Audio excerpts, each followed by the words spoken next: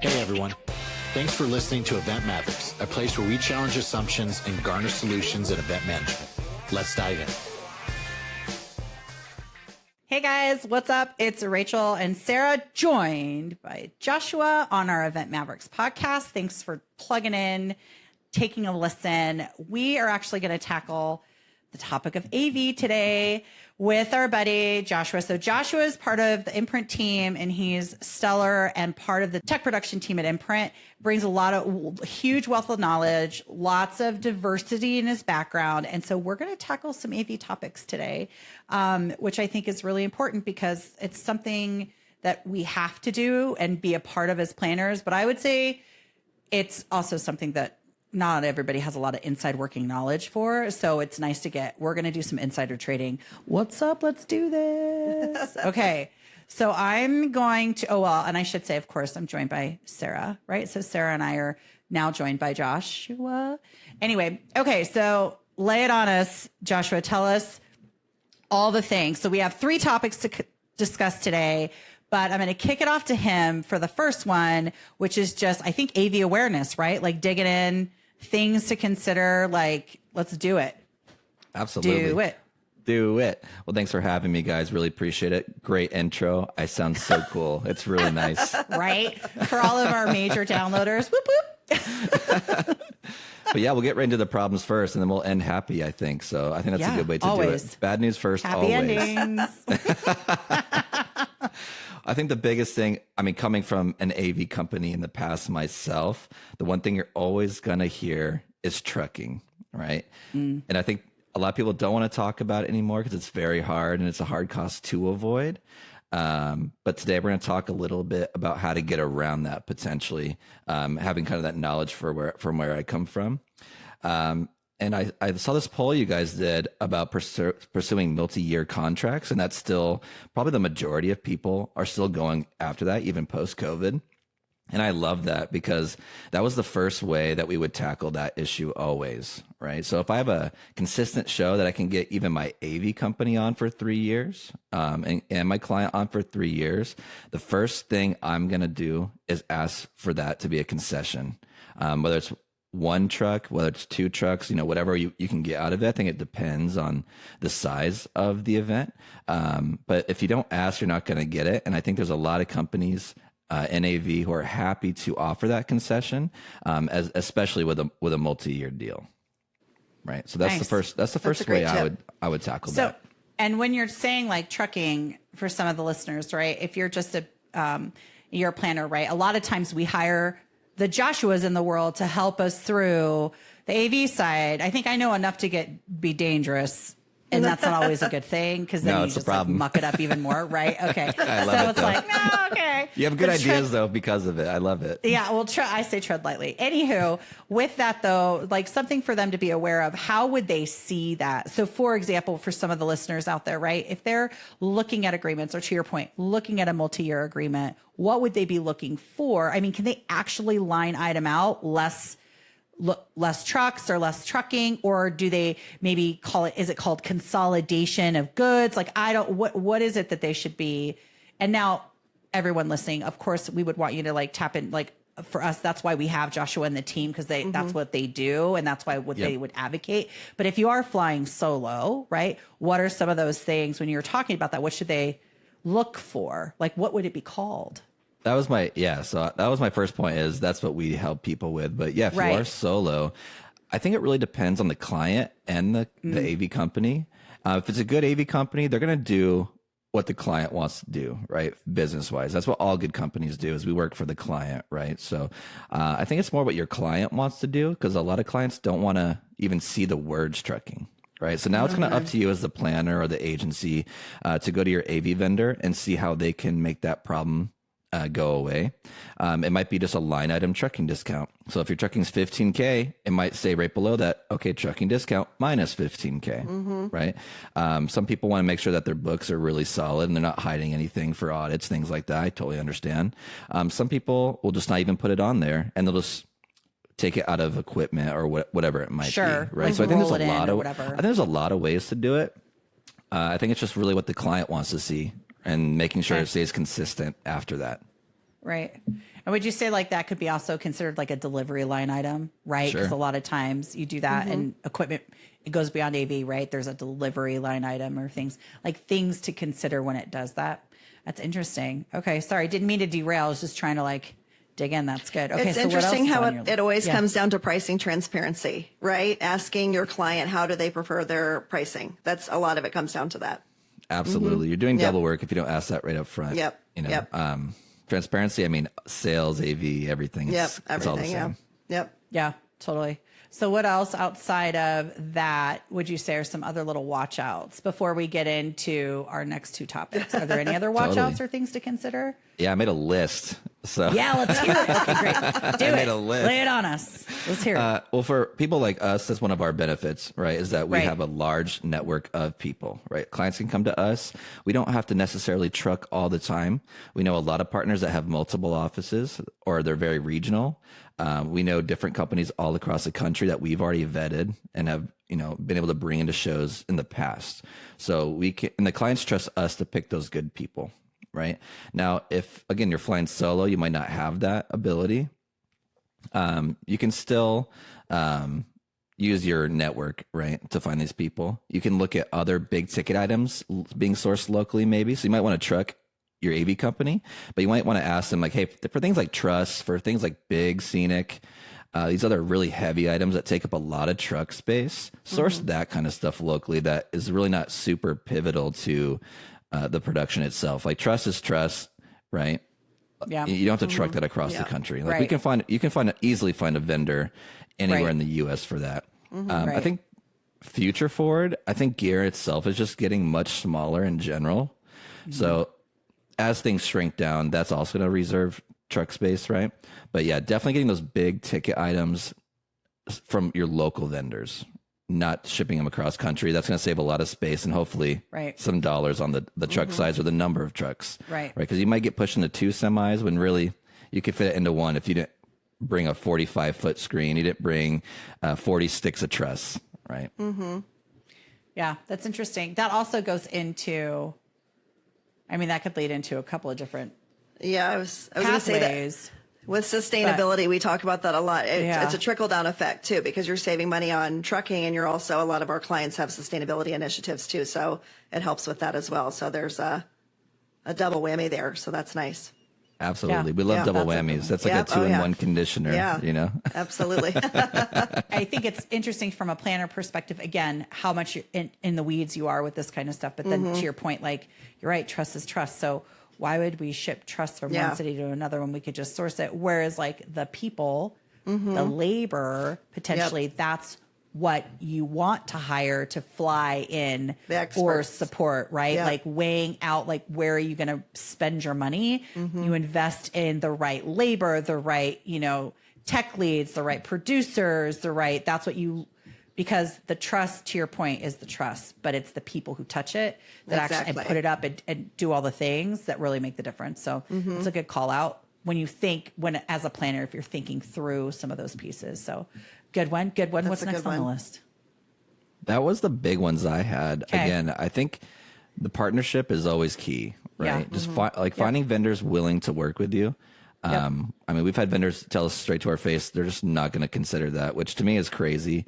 Because little secret, most AV companies can operate from 50 to 70% margin on a lot of these shows.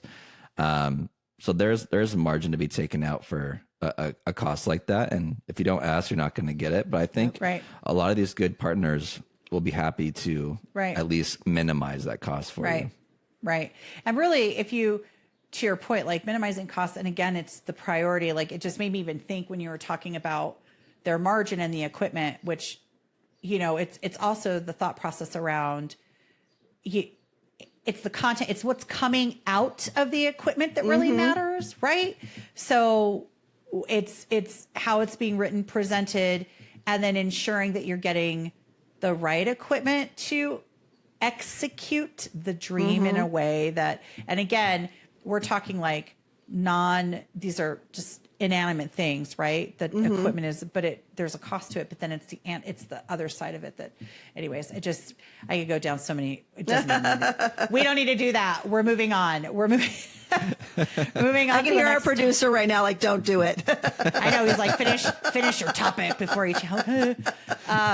Well, our next, so to close out that, so you would say in general, like, pay attention to your line items, right? There's still wiggle room in your quote unquote delivery, trucking, however it's called out. Like, really consider that. Again, consider the equipment being used. It's okay maybe that you don't understand or don't know exactly what all the equipment bits are. I mean, I can't even tell you how many times I would review AV quotes and I'm like, what the actual what is this? Half of this stuff, right? Switchers and blah, blah, blah, all the things, right? We're not meant to, it's not that we can't understand that. We could absolutely understand it. We're all capable human beings who can educate ourselves. However, it doesn't hurt to then ask your expert, do we really need all this? What is all this actually for? And a lot of times, I could be wrong on this, Joshua, but you can correct me, that even on this topic that we're talking about, when you guys are talking about things to watch out for, is I think a lot of times AV keeps it very lingo heavy to where people don't understand. And so it's harder for them to negotiate because they don't understand what they're asking or what they're seeing. And that in some ways, I mean, this is a really crappy thing to say, but then they have the upper hand on you. Sure. Because they're like, oh, I like to think they don't do that. Coming from that is world. it done on purpose? Yeah. Use layman's terms, please. Yeah, that hurts my AV soul. I think personally, and no one get offended because I'm this person too, it's just a bunch of nerds. Yeah. You know, they're just a bunch of nerds and they just like talking about it. Yeah. And I think it's really easy to forget that other people don't understand, because that's what you live and breathe every single day. Yeah, that's true. That's all you're thinking about. Again, coming to an agency level was the weirdest thing, is having to learn about every other kind of team, every other part of an event. I knew they existed, but I was dead set, focused, tunnel vision on AV.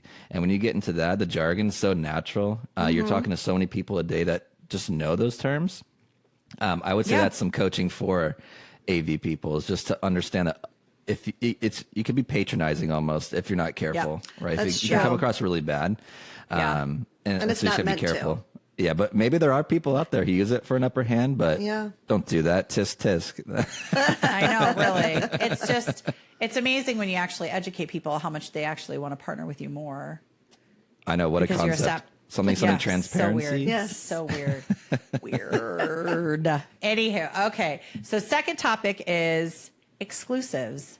Ladies and gentlemen, we're going to talk about exclusives. We're going to talk about how they suck. Dun, dun, dun. I know. So not to turn this into a rant, rave, bitch session, but a lot of planners are like, yes, do it. Stop. I know. It's blow it up. And when Joshua and I were talking about this, we were going back and forth, and I was like, oh my God. Don't even get me started. Yeah. On so many things. So we'll talk on a couple of different points about it, about obviously the exclusives, and then try to understand it. And then maybe, I don't know if there's a solve behind it, but we're just going to go at it for a little bit and see what. So my biggest pet peeve is, well, there's a lot of them. Internet. Okay. Yep. I don't know why people are still charging for internet. Get out of here. Yeah. Our entire world is based on the internet. I won't call out a certain company that still exists, mainly in convention centers. Yes. And you they know still who charge you are. They still charge for internet. It drives me batty. I don't get it. Like, okay, so and again, Joshua can lay into this too as we start to go. Like, it's a matter of them making money, right? They're bringing in services, so it's no different than like, a third-party planner charging for registration services, right? I get it. I get on some level, but then there's also a point where, and maybe it helps them recoup their costs. Again, we're just going down on these different paths, but when you have the internet piece, we live on it. We live, breathe, whatever. Our cell phones operate on cellular service throughout the world on some level, whether it's 5G, 4G, whatever it is, right? If you live where I live, it's 4G at times. It sucks, but whatever. And then you go to these places and it's like, oh, this is going to help here. You're just going to pay for, you're going to pay for internet for your people. And I'm like, what? Why? Yeah. So I go. Both of you on your market set, go. Anything else to add around internet exclusives? Woof. Internet, power, rigging. Oh yeah, they're all annoying. And the internet thing, yeah, it's basically electricity now. It's water, or it's shelter. Like Yeah. it's so Air. ingrained in Yeah. Yeah. not just events, but in life in general. Yes. So totally understand the frustration there. I will play devil's advocate just a little, just because Okay. I've seen Yes, the this other is what- side. Yes. Get ready to attack, Rachel. No. I'm ready. Yeah, get your boxing gloves I'm ready. on. Let's go. Come on now. The big reason I know they charge for internet still in a lot of these facilities, not all of them, convention centers maybe specifically, I have more experience in. But sometimes these companies are coming in and they are investing millions of dollars to infrastructure Of course. to make it viable. So I totally understand having to charge for it. Now, is it not egregious? Like, of course, sometimes it's egregious, Yeah. right? I have seen ways around it, but it involves getting into places very, very early. And unfortunately, we don't want to be mean, right? But sometimes you got to be kind of a bully with the event managers or the hotel themselves, the convention center themselves. I mean, if you're a year away from your date, you try to get that written to your contract, and I think a lot of us know 100%. that. Yeah. It just in practice, it becomes much harder. Like we all have the idea, we all know that. But when but- it's time to act, it's hard. Yeah. Exactly, especially if you are in crunch time. You know, if your client's a little behind and they're not getting you what you need, if you have 20 programs that you're trying to deal with at one time, it's really difficult to be a bully and to get into those negotiations consistently. But if you can and you get really good at it, I have seen it happen. Everyone out there, I have seen it happen where internet has gotten written into a hotel contract. Always. Right? Yeah, I've done multiple times. Yeah. Exactly. It's very possible. So that is Yes. one of the easiest ways I've seen to kind of Yes. get around that specific Yes. exclusive. Is just get it written in, or Right. go somewhere else. Tell them to go somewhere else. And Right. it sounds mean, but Right. we got to do what we got to do Right. to make the event Right. happen. And I mean, the truth is, as consumers, we pay for internet. I pay for it through my phone. Yep. I pay Yep. for it at my house. My Wi-Fi Yep. is not free, right? That's true. So there is also the balance as consumers, right? On some level, I think it's more of, and it could be argued to your point, right? That you were saying from the other side of the coin is the facility. Like, I think it's just so expected on some level. You go Yeah. to so many places now that are offering free Wi-Fi. Yep. In that situation, it's harder to palate, right? Or swallow the fact that now you're having to pay $60,000. That's Yeah. what's Or whatever crazy to this- me. Yeah. Yes, It's not that it it's- costs money. It's that it Right. costs Yes. $60,000. So much, yes. Yes. For an intangible, frequency. When it feels Yes. like you said, Rachel, like it's air. Right. And they're it like, just oh, and you get isn't your own there. custom SSID. I'm like, okay, Hell yeah, that's thanks a lot. Woo, sign me up. I'm like, okie dokie, that's great. So internet, I mean, then to your point, like power, and I get, right, the building has power, but they're paying for power regardless. So I think it's to your point, and again, we could get into a totally different topic around, are there better ways, right? Even as us for Imprint, when we look at our pricing structure and how we work with clients and customers, we evaluate what are you paying for, right? You should be paying for what you're, right? So in a building situation, as it relates to power, yes, they're paying power regardless. So maybe there's just always a permanent rental fee or something, because that's the other thing. People negotiate out like, oh, free rental based on food and beverage spend, but you're going to be paying for power. Like it really just, It's in the end, it it's feels just like part it's of- nickel and diming. Like from my perspective, I would rather just have one line item and this is what it includes. But again, it comes down to how do you prefer to see your pricing, right? yeah. Totally. If it's air, did you want to breathe in the building? $60,000. $60,000. Yeah. It feels like that sometimes. That's what it feels like. It does. It's like, I'm walking out my door, you're spending Right? $100 Like, minimum. that's what it, yes. I'm like, oop. There's all the things. I think one of the other topics we were going to talk about when it came to exclusives was rigging. Yeah, I have some hot House takes. rigging.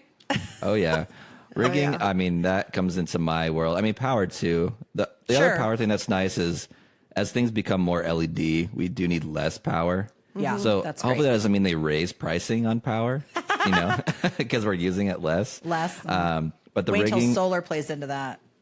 right? Oh, yeah. But the rigging, that's honestly, I think the rigging's just always going to be a thing. Yeah. it It is. So, I mean, we all know it's about 9 times out of 10, it's an in-house provider. Yep. Right. Yep. Again, I can't stress to anyone enough the importance of getting in early, right? And I think we all could do a better job. All of us, AV, sales, agency, solo planner, just educating clients on what that means, what that cost, and how reliant that cost is upon their decisions around design and what they actually want to see. So before we have that information, yeah, it's going to be even harder uphill battle with rigging in-house, right? Yeah. So if we get the clients to understand that early on, develop designs that are, congruent to those ideas, we're going to have a much better time negotiating.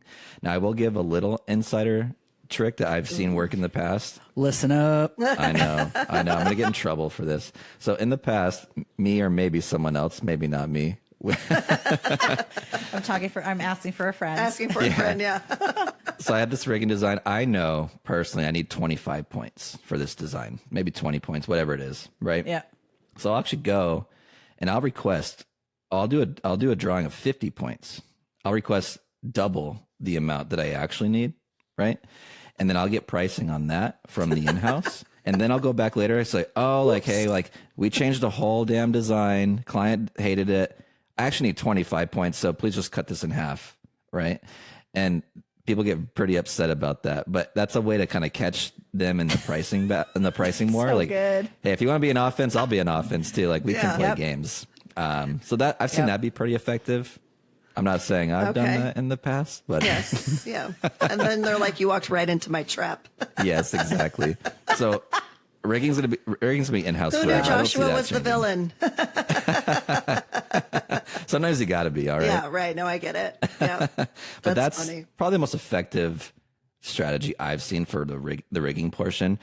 Again, other than just being a total bully to the in-house people and a total bully to the event managers, which of course we don't want to have to get to that level. But if we have to, then that's what we'll do. It would be interesting to know too. So from a venue perspective, right? When I was on the venue side, it was to protect the building. Mm-hmm. Yeah, I think that's lip service. I think that's Yep. What do they call that? A buzzwords. Yep. You know? Yeah. They're like, we use them because they understand our building. It's to protect their building. I'm like, is it though? I mean, Well, there's a big because old hook in the ceiling that I clip into. It's Yeah. If Yeah, you know, I'm like- yeah. Yeah, I was like, because I feel like surgeons can operate in different hospitals based Good on point. their specialties. So I don't know if that's true. I'm more worried But about the we- carpet than anything rigging. Yeah, right. Yeah. Yeah, all the things. It was, yes.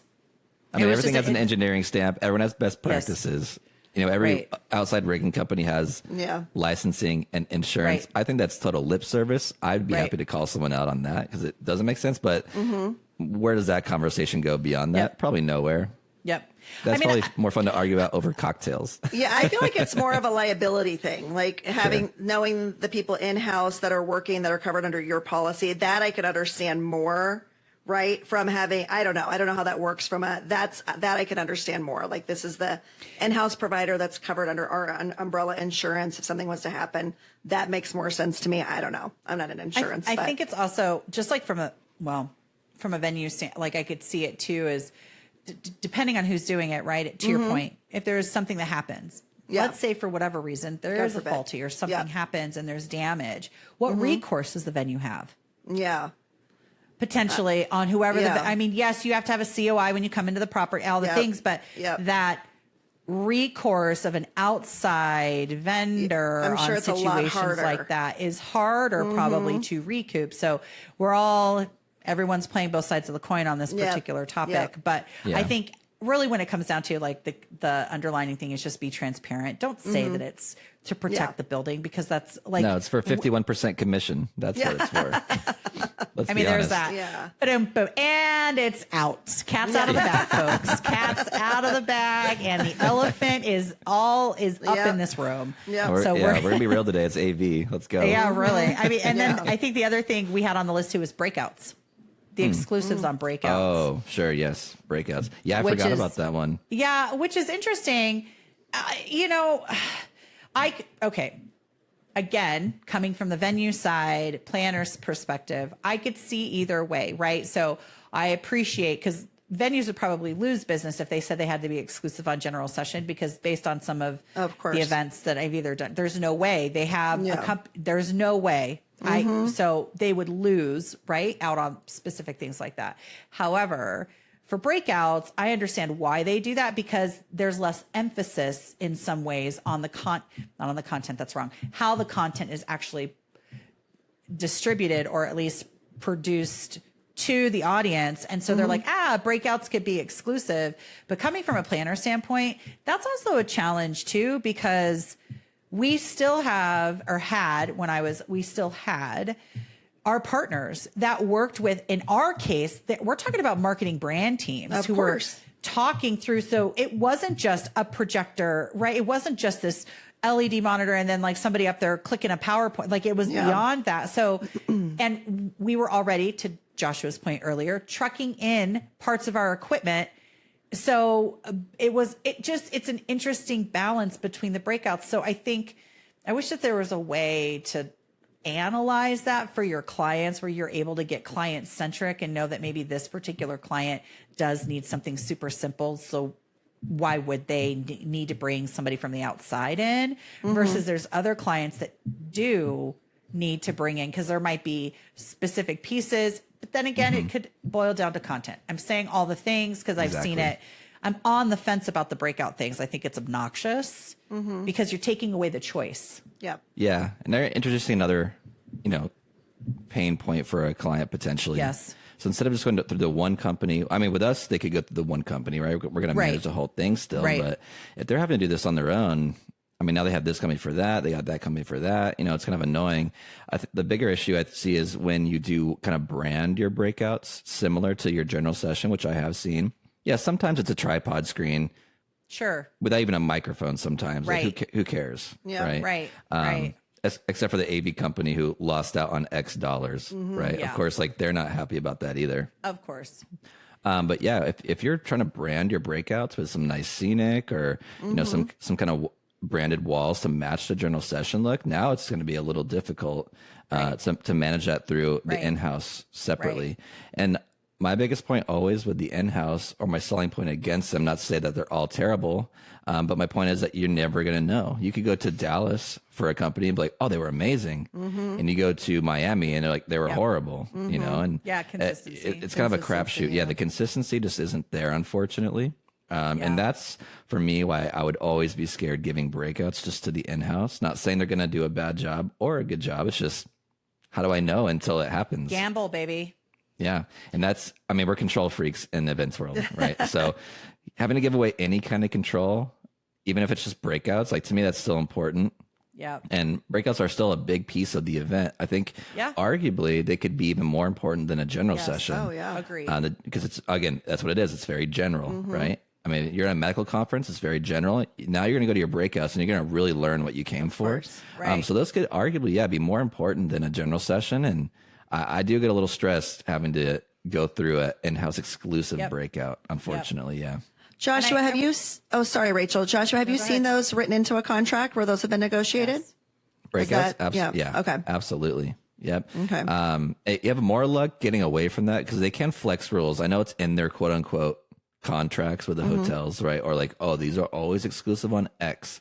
But I have seen instances where, again, if you don't ask, it's always a no. Yep. Yeah. If you have a huge general session and we're talking massive rigging, huge production, I have seen in the past where they will bend the rules a little bit to allow what they'll call it just passing on, right? They'll say, okay, yeah, like this is what we typically do, but we don't have the capacity to support that, so we will pass on that. Okay. Right. And so it is a possibility. I'd say it's more rare than not. Okay. But I have seen that in the past be negotiated. Okay. And I feel like you can also, when it comes to the breakouts, like you were saying, there's portions, right? What does that mean? Right? Like, we're not going to give you scenic. Hard stop.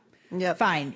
Equipment, fine. On some level, potentially, depending on what the equipment is. Like, I could see the give or take, but I think looking at the breakouts, at least the last contract negotiations way back in the day that I was doing, when we got into the breakouts, we really were specific, because it was like, breakouts, what does that mean exactly? Right. So to your point, like, we still have producers coming in and managing the show flow of these breakouts with content. And no, I'm not hiring your people to do, Yeah. And then we'll get into union. That's a whole different conversation. But like, That's a whole episode. I know. Whereas honestly. like, it is a whole episode. Whereas like, you know, the equipment that was used to present the content, I'm happy to like bow, you know, like to give on that. But it's again, it comes down to the people managing the content. But when we got into the breakouts, we kind of got specific because it can be a big, broad stroke. And then all of a sudden you're fighting the nitty gritty because the stroke is so broad. They're defining, because you didn't ask, they're defining what that means. Exactly. Yeah. So that Always was like- define, because everyone means different things in these Yes. contracts, right? Yes. That's why every time I'd go into a venue, again, just to help with the exclusives cost, I would ask every question. Like you said, Rachel, that was a great point. Like, okay, if I have big scenic in these breakouts, like, are you going to really handle that, or can I bring it in myself? Yep. I always ask if their truss up or motors up, right? Yep. So Yep. can I bring my own truss? Because that's a potential savings. Can I bring my own scissor lifts, my own forklifts? Right. All these little things that They kind of add just up. slip through the cracks need to be asked, because it starts to add up, especially as your program scales. Yeah, for sure. There's all of that. So there's some exclusive folks. I don't know if there was a whole lot that came out between just being aware and asking the questions, and don't be afraid to ask the questions or tap into I mean, if you've hired on like a partner like us, then you know that we're taking care of that, and we just come back with better negotiations based on your needs. But like, it doesn't hurt to ask. If you don't know, just ask. And hopefully you got a really nice person on the other end that's like willing to work through some of the exclusives with you, which Unless is you great. want to fight, then you hope they're really mean. Oh my God. Let's go Totally time. oh my God. Totally off topic, but I have to share. I saw this skit or a reel, whatever. And the woman comes up and she's like, this is broken. And she like, you know, sends it back, and the cashier, the customer service person on the other end takes it. She's like, oh, okay, no problem. We're happy to replace it. Or would you rather have your money back? Whatever you'd like to do. And the lady's like, She was ready to and fight. she was like, Yeah. paused. Yeah, she had this moment of pause. Karen And the was like, woman's no. I know. The woman's like, were you hoping wanna to fight? And she's like, kinda. Yes. She's like, I think it oh, was okay. the no. cheese thing. Wasn't it like about the cheese? Yeah. Yeah. I think Oh, I've yeah. seen that. It's so funny. It's so, she's like, were you hoping to fight? And she's like, kinda. I don't want to fight. That's I just funny. I enjoy that. So to Joshua's point, unless you're looking for a fight, which Yep. that's Maybe a you whole are. nother conversation. All the things. Okay, so to close out our podcast, our last topic then for this particular episode is going to be around the future of AV. So Joshua's going to pull out his magic 8-ball, because we all got them, and Shake it share up. some things and some insights on what you're seeing, or all the go on your mark, get set, go. I think the biggest thing I've seen a change in was from, I've been here about 10, 11 years now.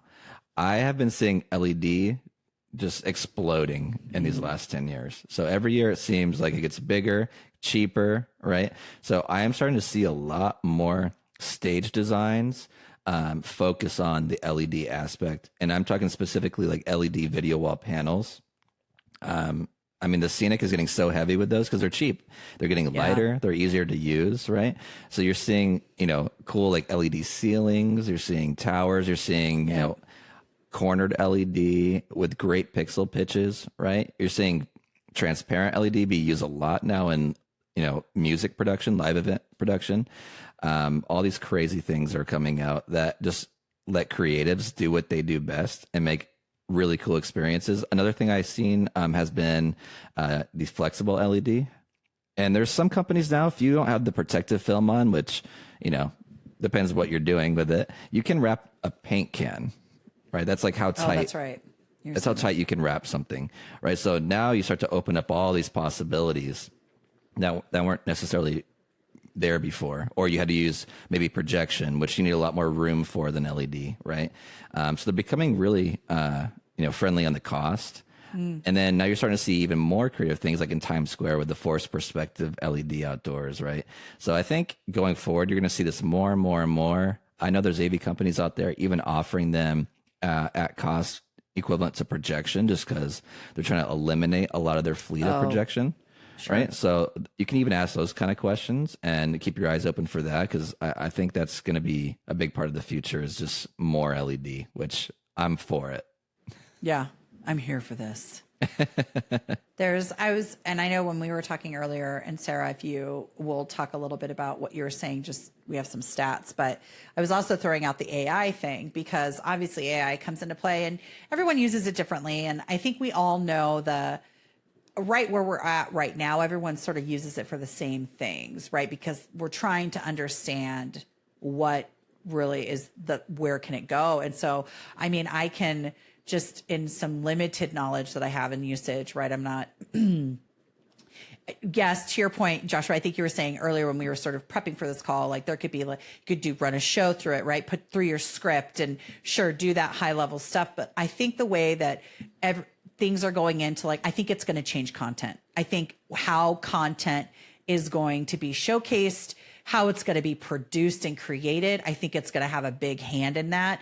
It's going to be interesting, right? When that piece goes into either it's text to video or whatever it is. I mean, we already know there's voiceovers over there. I think there's actually one out there called Voice AI. So you can plug in I want you to read this description in Morgan Freeman's voice or, something similar like that. So there's already those opportunities now but then I really think it's going to come in and start to shape how content is presented either from stage, virtual hybrid, which we'll get into in a second, things like that. I think it's coming. I can't quite tell what exactly, but just from what we're using on a consumer level, imagine it going up to that. So I think that's also definitely. Yeah. I mean, sure. I use that all the time. Just if I'm having a non-creative day and I'm I just need some high level AI stage design. I'll just type a bunch of stuff I'm thinking into it.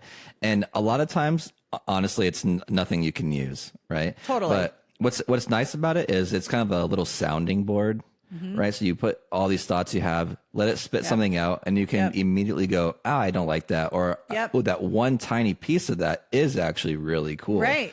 And then even beyond that, I'm sure a lot of the gamer nerds who listen to this might know this, but Unreal Engine is becoming crazy using AI and rendering. So we're talking about real-time photorealistic rendering, and that's brand new. So it's starting to come out. I mean, that's going to just change how we render things in the future, how we do walkthroughs in the future. Yeah. And doing it in real time is going to be insane. Yep. I mean, I'm really excited for that. Well, I've also noticed too, for outside of just basic event planning, ChatGPT can even do incentive trip planning. You can even say, I'm going to, I have an incentive trip in Greece and we're going to Santorini for one day. Please map out the best activities for the day. And it'll print out, it'll put out, I tested it last night just for my own personal use. And I was like, oh, this is actually what I had actually planned. So I was testing it to see accuracy. And then even for site visits, Google Gemini, you can say, I'm going to these 4 sites in Las Vegas. Please map the best route, and it'll the output will give you the best routes for that. So there's other uses too besides the basics. So maybe we'll do an episode on that, because I feel like a lot of the sessions we go to are kind of the basics, and I feel like we're now intermediate users possibly. So we could share some, maybe. Rachel's like, maybe we're getting there. So maybe in the next couple months we'll do one with some newer stuff. But it will be interesting with tech to see where it takes. Yeah, of course. Tech. AI, just in general, just all hologramming, another rabbit AR, hole. VR, that's even. I remember what was it? Was it Super Bowl? What year was it where Will.i.am was a hologram? What was it? The Olympics? Ooh, I can't remember. Do you remember? It was a hot minute ago, and it was the latest, coolest thing. And he came up as a hologram, and they were interviewing him. I'm gonna have Josh, to. were you the one telling me you're not a fan of holograms? Did we have this conversation? They're just very difficult to produce. Very difficult. That's the big problem. Everyone has this idea and it's awesome. Don't get me wrong. Another reason I'm excited about the use of LED and other applications, holograms traditionally were on some kind of, Pepper's Ghost or mesh kind of material. Reliant on projection, a lot of space. You had to be in a very dark, non-ambient, light-heavy area. With the use of LED and even other technologies now, like a lot of the new hollow boxes, those are looking really cool. Okay. You can put them all together. I know BMW did a great activation. Is that the Venetian or something? but they put like 5 of them together and had the i3 like drive into frame. I thought that was really cool use of that technology. So I don't hate holograms. They're just very difficult, very content heavy. You have to have a team that really understands how to produce that kind of thing, and a client that's willing to pay for that, because creative is just so expensive when it comes to that kind of thing. So it's possible. I like activating them. I've done some really cool stuff in the past like that. It takes a lot more work than people think. So maybe AI can help us with that in the future. In there. That's exactly what I was going to say. I was like, until AI figures it out. Well, for sure. Even VR, like you're talking about, Rachel. With the real time rendering, making changes, doing things. If you could couple that with VR, that would be incredible. I mean, imagine the selling power behind something like that. Oh, absolutely. Yeah, it'd be unreal. Incredible. It's so crazy. And then even in speaking with that, like Sarah, I know you have some stats to share, because you just went to see Event Connect, but just to kind of close out this episode, as you were saying, the future of AV and such, we were talking about how there's a shift, right? From virtual, where we were, everybody talks post-COVID, it's been 4 years, but there's still, it has reshaped our world as consumers. It has completely.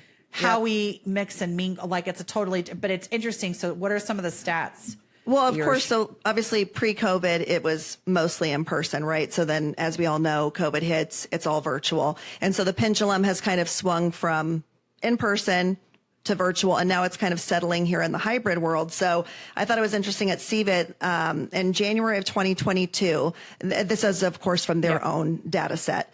41% of their events were virtual from their data, and now currently in April of 2024, 19%. So it's starting to already decrease and settle more in the in-person and hybrid. So, and that's where I think it's going to end up settling, because people saw that, we don't have to just do one or the other. We can, for the people that can't attend in person, which obviously in person's always the best. No one's going to deny that in-person connection. People miss it. People crave it. Yeah. That's your best networking. You're going to connect with people the best that way. But for those that that don't have the budget or just can't attend in person, that added component, people realize that you can add on to your event to stream to your employees, your customers, those that you're trying to sell to, that they can see virtually. It's just an added benefit. So there's so much more coming, and especially in the AV world, that you can add on to your event. So hybrid is really where it's going to end up from staying. The virtual. Yeah. I think people are just picky. Yeah. Oh, of course. I mean, picky is maybe I don't want to say strong word, but maybe not the right word. Yeah. They're selective. So they're very selective on what am I going to fly for? What am I leaving my home for to do? So hybrid, I can absolutely see being a big deal, because if you're just sitting through, for lack of a better term, right? It all depends on what you're going. But if you're going to be sitting through a bunch of breakout education sessions, yes, I would like to just watch why am I flying to make all these arrangements and disrupt my schedule of life to do but to your point, SK, I think it just comes down to sometimes you need to go for networking purposes. And so you have to go for that connection. And I think during COVID, there was this push to capture the human connection virtually because we weren't able to get it. And they tried really hard. And some people were fairly successful. I mean, do you remember all the concerts? Oh, yeah. Right? All that stuff that was out there in the Meta, like all of that. Is it Travis Scott that was through Meta? Yeah, it Travis Scott? I think so. Was that right? Look at us. We're not hip right now. We do not look hip right now. I don't remember. What's his name? I don't remember. I think it was. I know it was Travis. Yeah. Okay. So anyway, but through that, they were trying so hard to capture that human connection through virtual, which is impossible, which is why in the future, I mean, this is more future of events, but it will be future for AV because people are still coming, but the hybrid piece is still an important part. And how does the AV tech support that? Whether you're broadcasting, right? You're setting up, like people should invest in that because it's still about your content that's getting out, even to your hybrid audience. You still want that reach, even virtually. If they're only logging in for the virtual portion, you don't want to downplay that there's an investment there. And that's, I think AV will step into. Of course. I bet you there'll be some stuff that comes out specifically for that to just help with. And I think content shifts too, whether it's for in person versus if you're streaming virtual. Josh, and you can speak to that. Obviously, I feel like you have to shift it. It can't just be like, oh, this is one's live, so we'll just stream it. I'm sure from an AV perspective, it's a totally different way you're approaching it. Well, even pre-COVID, we did a lot of streaming. I mean, we were, when that happened, we were like, oh my God, like, how do we do this? You're already doing it. We knew how to stream. I think that's a big problem. Those people get locked into that, like purely streaming. And no one wants to sit there and watch a screen for 3 hours. Like, let's just be honest. So it's really important. I love the hybrid, by the way. I think it's great. I think it's a great. I do too. I think it's a great benefit Flexible. for everyone It's involved. choice. Yeah. It's choice. You can actually reach a bigger audience than you ever could before, which I think is like the most important thing. Yes. And then it even enhances the on-site experience for when you go home, right? You have all this great content. You have all these things you can watch and do and connect with people on a platform. Right. But you really got to think about them as two separate things. So when someone comes in with a hybrid event, to me, I get them out of the mindset that it's one event. Two. Yeah. It's really not. You're Two actually different producing experiences. Yeah, you're Very producing much two so. events now. And you got to make sure that each experience is unique, because you can't just stream everyone having fun at this conference to a bunch of people Nobody online. cares. It's not enjoyable No for one those sitting at cares. home. Yeah. Exactly. Yeah, But the well, not hardest thing only that, but they would is the go. networking Yeah. part is the hardest part. Right. That's still the hardest Yes. part, honestly. And like you said, Rachel, I don't think honestly, I like to think differently. The only good way I could see is creating an environment virtually that you walk around in, right?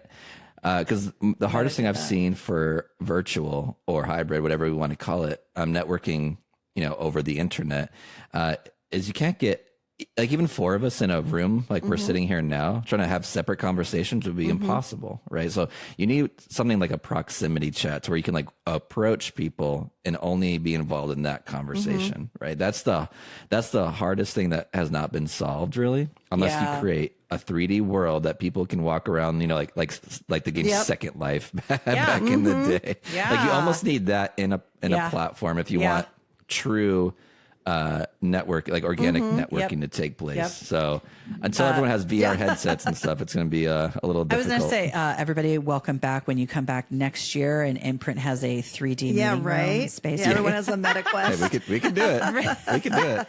A virtual whatever.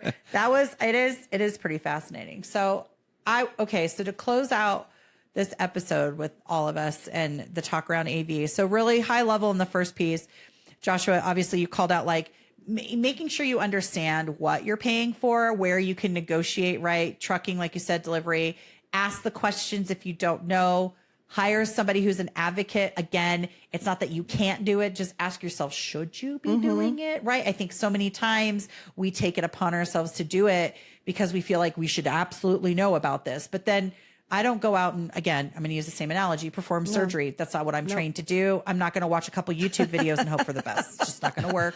Thank you for doing that, Rachel. Be aware of that. Yeah, you're welcome. Appreciate that. You're welcome. Although I wouldn't mind a little nose job or a chin lift. Okay. Anyways, moving on. And then I think in the center, we just talked about exclusives. Again, that comes down to transparency, conversation, and ask the questions. Ask them. Negotiate and see. We did all sides, so I feel like that. And then just really the future, which I think we could all agree AI is playing some sort of a pivotal role on some level. Oh, yeah. And where hybrids go and what sort of somewhere between the best thing ever and the worst thing ever. I think it's somewhere in between, right? It's like it's very overhyped. Yeah. But I think it's underutilized at the same time. So I think it's gonna be somewhere in the middle, and I think it is gonna be a tool to stay. Wicked fast, right? It's moving wicked fast. So when you're saying like SK, I think that I'm like, you're like, calm down. It moves so fast. There's so many platforms that are being built. That's a totally different conversation on this. But anyway, so for all of you who listen, thank you for joining us. Joshua will absolutely be back in the future. We'll have lots of good conversations. We appreciate, as always, if you download, like, and subscribe, which is the typical thing you have to say. Smash that like button. What is the YouTubers? Like and subscribe. Like and subscribe. And we will talk to next episode. We're actually going to get into some procurement conversations around the 3-bid process. So we have a guest coming on for that one too. So make sure to stay tuned, everybody. Thank you so much. Thank you. Thank you guys for having me. Appreciate it. Yeah, always.